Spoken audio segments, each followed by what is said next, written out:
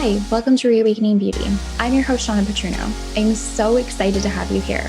I love talking about all things skin-related, beauty-related, and mind-related. Here I empower you, mind, body, skin, and soul. So I am here with Angie, who has created her own product line, and I'm super excited to talk to her because she's found a hidden gem in the beauty world, and I was super pumped to learn about this ingredient. Angie, thank you for being on the show. Can you introduce yourself for our audience today? Absolutely. Thank you, Shawna. I'm so excited to be here today. I'm Angie, and I'm an environmental entrepreneur. I launched a sustainable and natural skincare brand last year during the pandemic. It's called Imaya Beauty. I work with agroforesters in Peru on sustainable wild harvesting, and I also consult for an organic food startup here in Canada. So that's a lot to do in the pandemic. And I have to ask you, how did you start your brand? Starting a natural skincare brand was actually something that I had wanted to do for many, many years. And it's interesting because I never really believed in manifestation before, but I had actually been dreaming of doing this for years, never thought it was actually possible. And then when the pandemic came last year, I had a little bit more time on my hands, and I really decided to take the plunge and launch the brand. I was seeing a lot of entrepreneurship happening during the pandemic and got really inspired by what I was seeing on social media. In terms of the actual origin, as I mentioned in my intro, my background is coming from the organic food industry. So I've been consulting for a Canadian organic food startup for a couple years now. Before the pandemic came, the founder of the company went down to Peru to meet some sustainable agriculturalists and set up some supply chains. At the time, we were looking at bringing in different organic nuts and seeds from Peru and introducing them into the North American food market.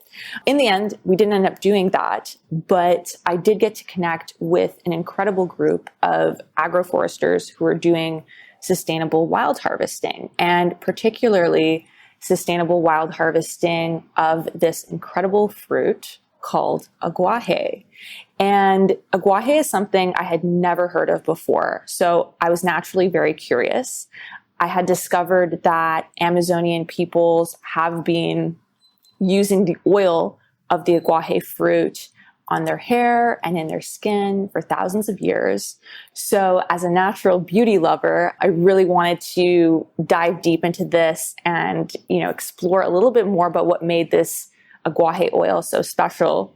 I discovered that the guaji oil is one of the richest sources of vitamin A in the world, with 20 times more beta carotene than carrots. And I discovered that the beta carotene gets converted into retinol by enzymes in the skin. So in 2020, I launched a single ingredient facial oil made from 100% pure guaji fruit oil, and launched essentially a natural retinol alternative facial oil. So that is how it all started. And I launched the brand Imaya Beauty in September. So it's just been, I guess, a little bit over 8 months now, I would say.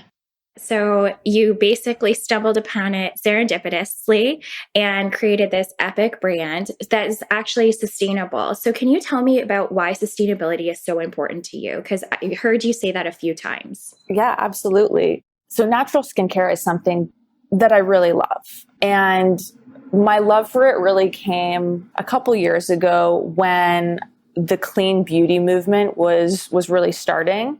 And when I first got onto social media, I had started off creating a clean kind of beauty blog page. So as I was doing that, I got connected with a lot of other clean and green beauty bloggers. Now, clean doesn't necessarily mean natural. It just means free from toxic ingredients, and what those ingredients are debatable. Natural really means products that are coming from nature. And whenever you have something that's coming from nature and that's harvested in an agricultural setting, you have to take into account sustainability and also ethical practices. So going back to my background in organic food and farming, when something isn't grown organically, there's chemicals being used in the farming process, pesticides, herbicides, fungicides, and those are often very toxic to the environment and to the farm workers who are exposed to these chemicals. So that's why organic or sustainable wild harvesting is important to me, because it allows to have products that are safer for both the environment and for the people that are using them. Yeah, that makes so much sense. I think that a lot of people do not think about the things we're putting on our skin and how it's going to a bigger picture. So I really love that you're doing that. I'll let you expand now. Absolutely. And my product isn't actually organic. It's wild harvested, which means, people are actually going in nature and harvesting the fruit. It's not organic because there isn't like a farming operation happening, but it's sustainably wild harvested. And with the guaji fruit specifically, the trees are actually on average about 10 feet tall, and the fruit grows at the very top of the tree. So the industry practice is really to cut down these trees to harvest the fruit. Now, my partners in Peru, they work with a community that developed specialized climbing gear. So they actually climb the trees and harvest the fruit without cutting anything down, which is what makes it sustainably wild harvested. That's where I got really excited to have you on the show, is that you knew all this. Like, I'm talking to you and it's like, how your product's created and everything like that. So that makes me really excited. Is there something that you would like to share about what you're doing with your product line that's a little different? One thing I'm really exploring right now is sustainable packaging.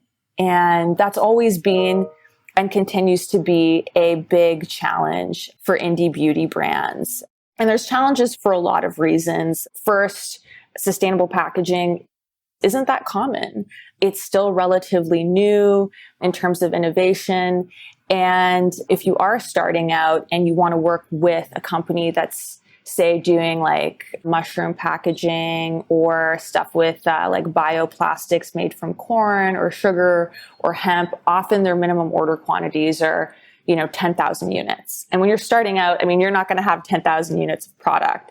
So that's certainly been one challenge and one area that I'm trying to explore more in terms of innovation.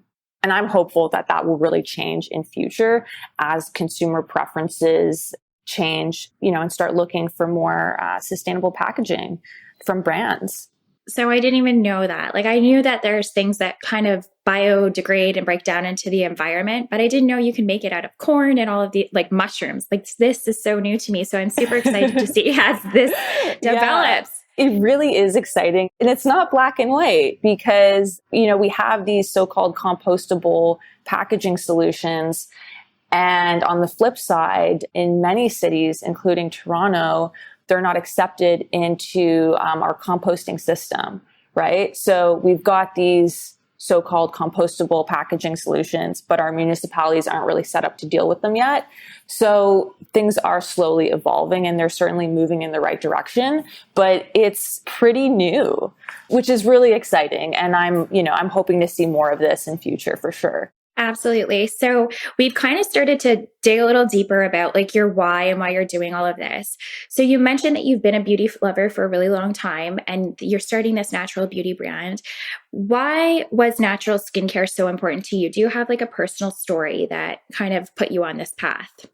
I think I've always had very sensitive skin. I'm prone to eczema. I'm prone to rosacea. And just from a very, very young age, I had to be careful with the products that I was using on my skin. I would say learning about the clean beauty movement was very inspiring. The cosmetics industry has had a long history of using toxic and potentially harmful ingredients in all cosmetic products, not just skincare. So I think from a health perspective, gravitating towards natural, it was just a kind of a natural progression after getting into food. And interestingly, with a lot of the clean and green beauty bloggers that I chat with, they started off their health journey with food, diet, exercise, sleep, and then beauty and skincare kind of came afterwards, right? So I think it was a just natural progression from my interests in, healthy, holistic living. Absolutely. I think so many people are unaware. I mean, my very first interview that I did was actually on how it's such a shady industry that we're in, the beauty industry, that so many toxins go into beauty and then nobody knows about it. So I'm really excited about it. So with your brand, we talked a little bit about the fruit that you're using. It's a retinol alternative and it converts. So can you tell us more about who it's good for and what exactly it does? Absolutely. So the aguaje oil is one of the richest sources of provitamin A in the world. And that's really the beta carotene. And I'm just going to use the example of carrots because many of us eat carrots. We all know that they're high in vitamin A, but they're actually high in beta carotene, not vitamin A. And our bodies will convert the beta carotene into vitamin A through enzymes in our body. And the same thing goes for your skin. We have enzymes in our skin that will convert the beta carotene into vitamin A. And with the skin specifically, it is coming in the form of retinol. So that conversion takes place in the skin. And it's what makes the aguaje oil a natural alternative to retinol. Because of course, traditional retinol is made in a lab. A lot of these vitamins and antioxidant molecules that are popular in skincare are all made in a lab today. So why is it important to use aguaje oil on your face? It is very rich in antioxidants, and that's something that we need to use on our skin to protect our skin from free radical damage, from UV radiation, from pollution. Vitamin A isn't the only component of aguaje. It's actually very rich in vitamin C and vitamin E as well, which are also beneficial for the skin. It's got a great fatty acid profile, so it's really beneficial for anyone with dry skin. Now, because it is a fast-absorbing oil, it can also be used on oily skin as well. So it's really multi-versatile and can be used on anyone. It is non-irritating, and there's been studies showing this. So it is ideal for sensitive skin types like myself. And a lot of my clients actually have eczema, and they've been using it on their skin. And they just love that they can use something that is beneficial and also non-irritating. The oil is also low on the comedogenic index. So the probability of pore clogging is generally on the lower side, although everyone does have different skin. So it can also be used on people who are a little bit more prone to acne. But for those individuals, I always say, just try it out, see how your skin reacts, because again, everyone's skin is different.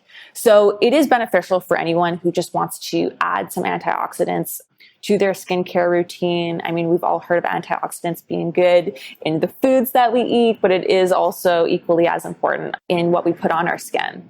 So I had the pleasure of trying it. So whenever I have like my guests or anybody on the show, I really like to make sure that I try the product. So I'm prone to acne. I'm in my 30s and I tried it and it was absolutely amazing because it was like the consistency is different than anything I've ever tried, first off.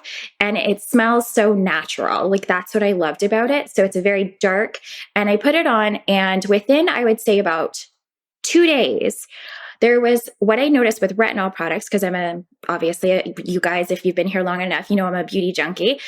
There was no peeling, which was fascinating to me. And you said it's a retinol alternative. But what I did notice is that my pores started to look more even. My skin looked more hydrated and all my other products worked better.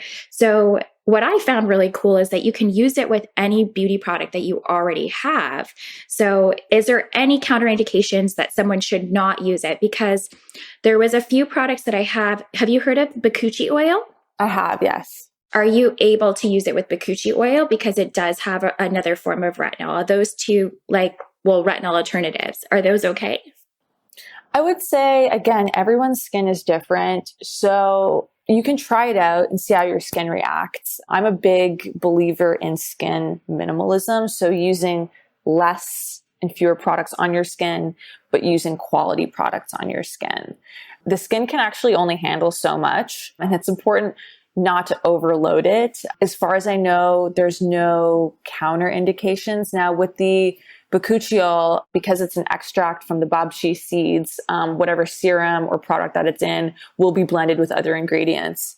So whenever people are using many products together, it's just important to keep in mind that each individual product might have benefits on the skin, but combining products will change some of those properties because you're no longer putting, X and then Y, you're putting X and Y together. Yes. And sometimes, yeah. So, and I know we all use multiple products, right?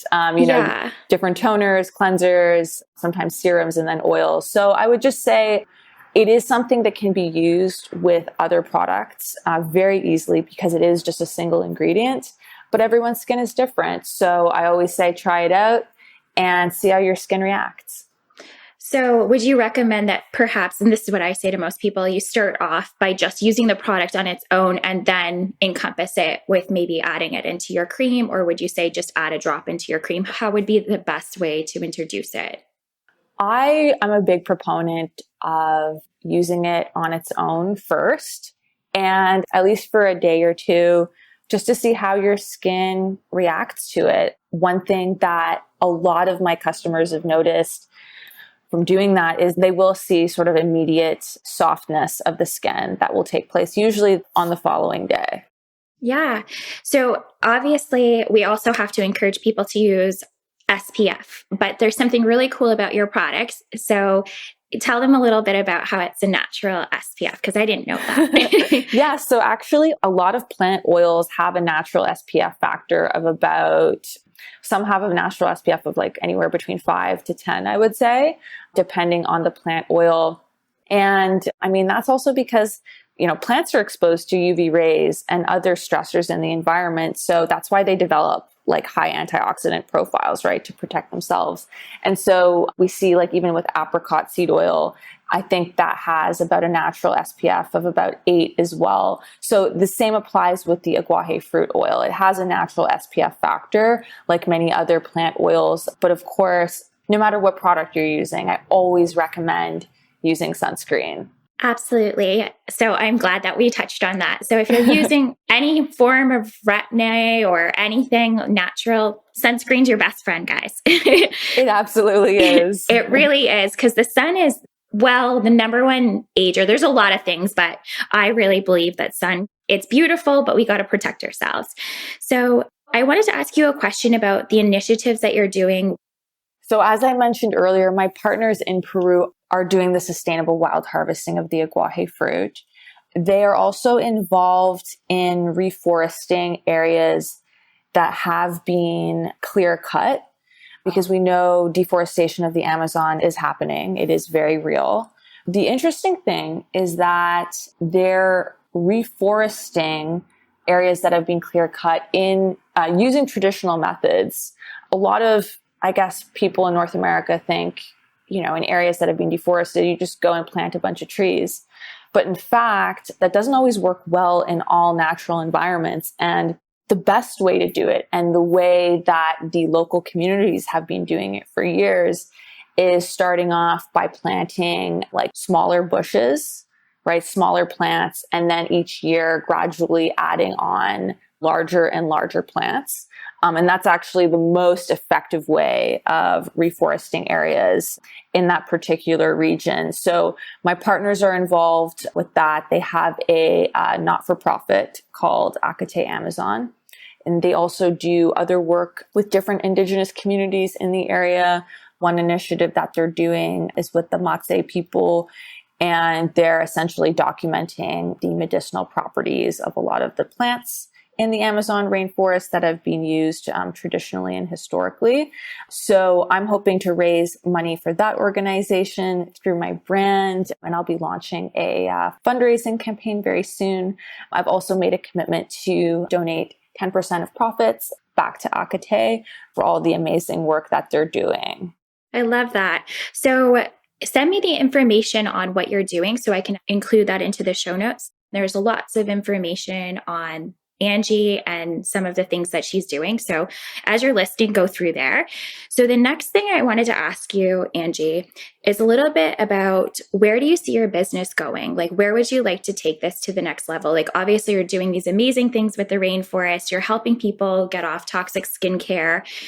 Like, what's the next thing that you see this going to?